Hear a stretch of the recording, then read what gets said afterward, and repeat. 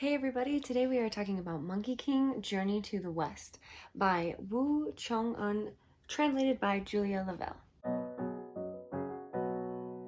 This book comes from a Chinese legend that is all the way back from the 1500s, and this version that has been translated into English by Julia Lavelle is a little bit of a condensed version of that legend. The original has 100 chapters, and this one only has about 40. And Julia actually explains in an introduction at the beginning of this book that she had reasons for condensing it. One, to make it a little bit more appealing to a wider audience for people that didn't want to read a book that was really, really long and they were wanting to get the experience of what this story was, but just not take as long reading it. And so she took a few of the stories with some of our characters that she felt would be okay to omit without taking away from the main story. And she mentions a little more in detail which ones she kind of takes out, so that if you wanted to do more research into this, you could. There's also a page in here that lists a bunch of other recommended reads that you could read from. There's like a map in the front that you can also look at to kind of see on the journey to the West what is in relation to other places, like how far things are from each other. But yeah, this is a very fun book to read. Journey to the West is very interesting. There's a lot of things in it that relate to religion, heaven, hell, Buddhism, a lot of different things. The Monkey King actually was originally called Stone Monkey because he was born from stone, and then he found a safe haven for him and a bunch of other monkeys to live behind a waterfall, and he said, if I can go through this waterfall and come back safe, then you should then call me your king. And so he did that, and then from then on he was like given the name Monkey King. The main part of this book, the point of it, is a journey to the West. It is the Monkey King. He wants to be immortal, and so he goes to learn the way. He learns how to do a bunch of things that basically keeps him from dying when he's supposed to die, and is essentially as powerful as the gods. And so because of this, he gets himself into a lot of trouble by lots of shenanigans and thinking that he's above other people and rules and laws, and so he kind of gets himself in trouble, gets imprisoned for a while, and the only way that he will be kind of like redeemed from the things that he did wrong is to help a monk travel all the way to the West to get some Buddhist scriptures. They have some in the land, but they don't have the best and like the best parts of the scriptures. And so he needs to go to the land of the Buddha, to the kingdom there, and to actually get the rest of the scriptures to take back to the East, so that he can kind of help the land of the East, because they're not doing so good. So they need more scriptures.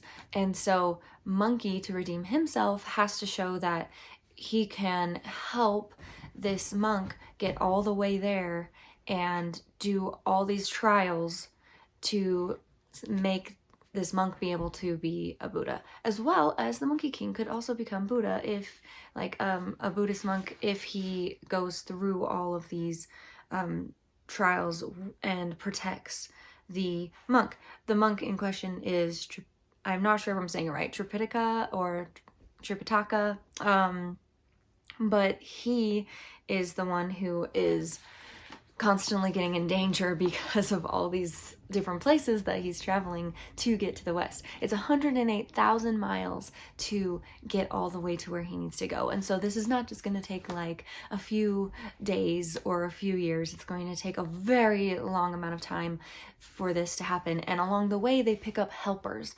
And the two main ones that continue on the journey with him is Pigsy, who is he also had bad things that he did, so he was like sentenced to certain punishments, and he would also be redeemed if he could help on this journey as well. And the other person, it was Sandy, who was living in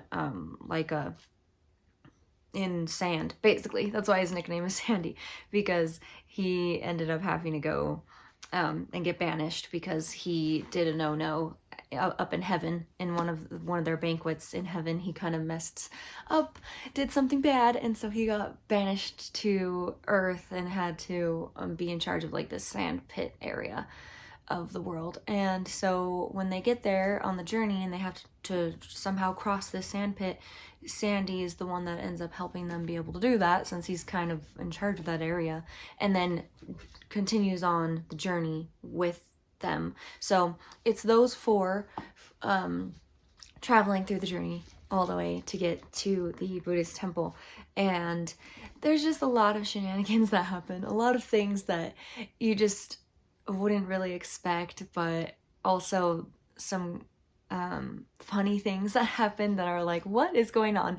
Some of the examples of like their trials and tribulations that they had to go through is that they meet a lot of demons that are from Monkey King's past, and so Monkey has to and he did things that upset them, so when he meets them again, he's like, oh, you remember me? We were sworn brothers 500 years ago before I was imprisoned.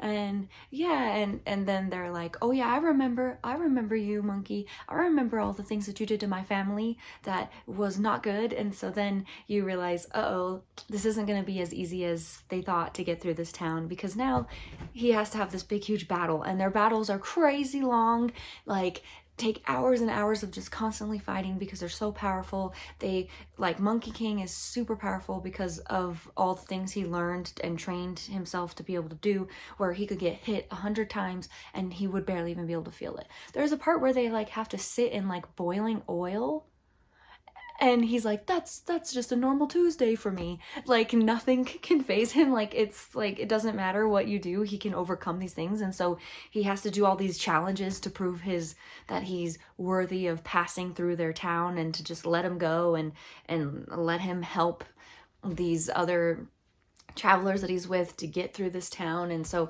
he has to do all the hard work, and Pigsy also is involved in a lot of the fighting and battles and stuff, and then eventually they get through to the next town, just to be encountering another person that has beef with Monkey, or has some reason that they don't want to just let them pass unless they do something in return. And so there's just so many things that you are just like sucked into, and hoping that things work out for the group so that they can continue their journey. And like, yeah, there's just a lot of fun, and it's just a nice adventurous journey. Overall, I really enjoyed this story because the way the translation was just, it was really laid out for you in a nice way, where I don't know, I'm not saying it very well, but basically I just thought it was easy to continue to read and to continue to want to know what happens next. It was very easy to follow. Anytime that I was interested or curious on like where they were in their story, I just had to flip over to that map and I could see exactly where they are. And that was just, I really liked having that reference in there. And then if I forgot any characters, like, or why they were significant, there's also a list of characters at the beginning too that kind of describes like what their deal is. And so there's just a lot of good things in it that now whenever I see other things about like the Monkey King, now I know what people are talking about because I read this. And so if you want to know a little bit more about the legend, I also, something else that I believe I read at the beginning of the introduction was that Wu Chang'an was a really popular writer back then, like wrote down a lot of things, but the Monkey King, this story didn't have his name attached to it, but people believe that it was him that did it because it was most like his other writings. His name wasn't actually on it when they read the original scripts. But yeah, so I just thought that was kind of interesting too. But if you would like to learn more about the Legend of the Monkey King, I highly recommend it. I thought it was a great book to read. I really enjoyed it. So yeah, thank you so much for watching. I appreciate you, and I'll see you in the next one. Bye.